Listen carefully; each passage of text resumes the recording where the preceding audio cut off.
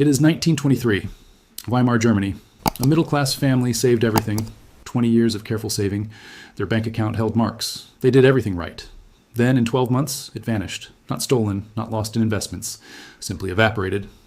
The German government printed currency. A wheelbarrow of cash appeared. It couldn't buy one loaf. People burned money for warmth. Firewood cost more than cash. That is documented historical fact. Now here's the critical detail.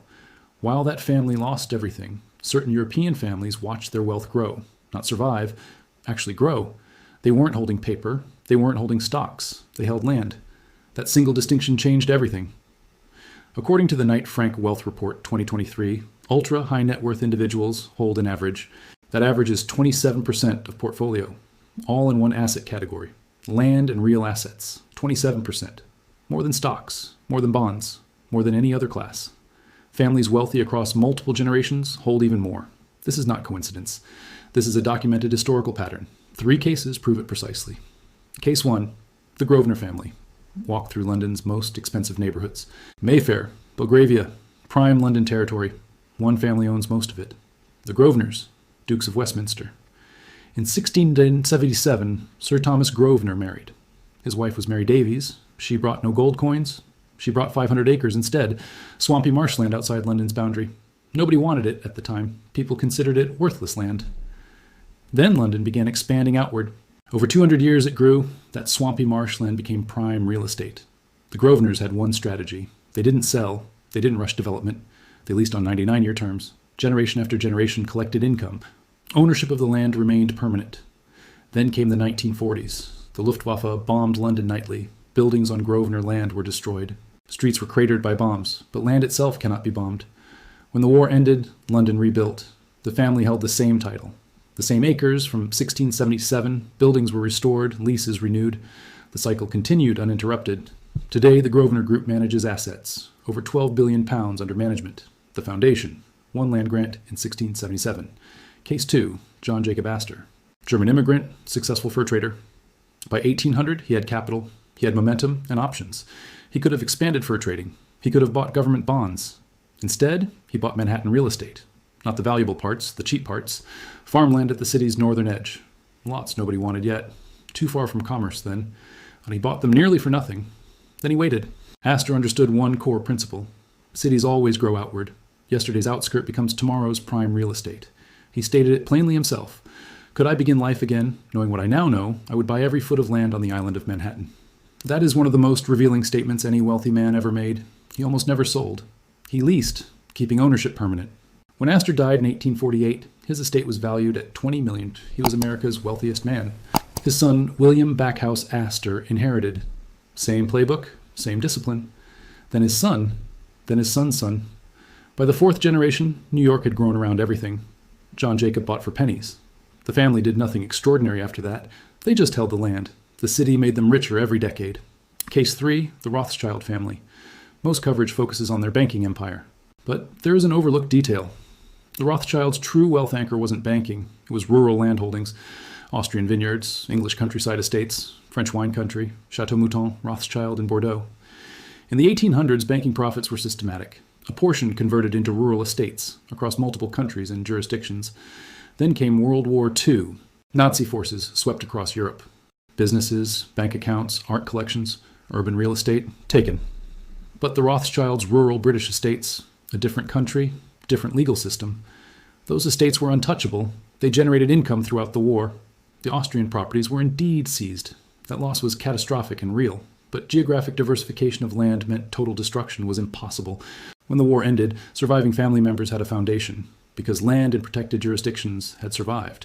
Chateau Mouton Rothschild alone, valued at hundreds of millions of euros, purchased generations ago for a fraction. The lesson is documented and clear. Geographic diversification of land is family insurance. No bank account replicates that function. Now the current institutional data. The same pattern is active today. The numbers are specific and confirmed. Between 2008 and 2022, the Federal Reserve expanded its balance sheet from $900 billion to $9 trillion. That is confirmed Federal Reserve data.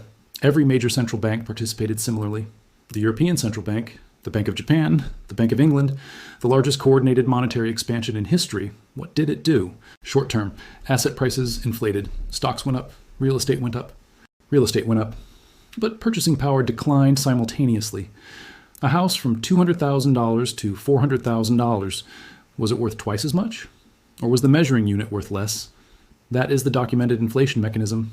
In June 2022, U.S. inflation hit 9.1%, the highest reading since 1981, confirmed by Bureau of Labor Statistics data. Now here is the critical comparison. While inflation eroded savings and salaries, U.S. farmland prices rose 26% between 2021 and 2023 specifically, according to the USDA Land Value Survey. Landowners weren't just protected from inflation, they profited directly from it. Meanwhile, median U.S. savings accounts earn less than 1% interest. After accounting for 9.1% inflation, the real return was deeply negative. That is not coincidence. That is the documented transfer mechanism. 3 current data points confirm the pattern. First, institutional land accumulation. According to the National Young Farmers Coalition 2023, institutional investors now own approximately 40 million acres. 40 million acres of American farmland. The world's most sophisticated investors are buying farmland systematically, not because it is exciting, because they understand the historical pattern. They are doing in the 21st century exactly what the Astor family did in the 19th century, at a dramatically larger scale. Second, family office allocation data. According to the UBS 2024 Global Family Office Report, direct real estate and land holdings represent the single largest alternative asset allocation among family offices globally. Not private equity, not hedge funds, not cryptocurrency, land. These families have played this game for generations. Right now in 2025, they are more concentrated in land than in over 2 decades. Their capital allocation is the signal, not their public statements. Third, technology founders follow the same pattern. Bill Gates is confirmed. Largest private farmland owner in the United States, confirmed by the Land Report 2023. Jeff Bezos has purchased hundreds of thousands of acres. The people who built the digital economy are converting digital profits into real assets. They are following the 300-year documented pattern. That should be noted carefully. 3 objections deserve direct responses from data.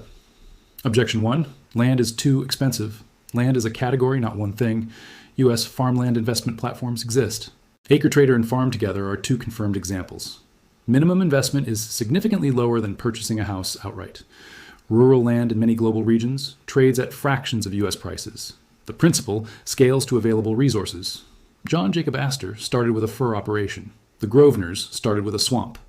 Objection 2, land generates no income. Agricultural land generates lease income. Timberland generates selective harvest income. Raw land generates mineral rights income. Cell tower leases are documented revenue streams. Solar farm agreements exist on farmland.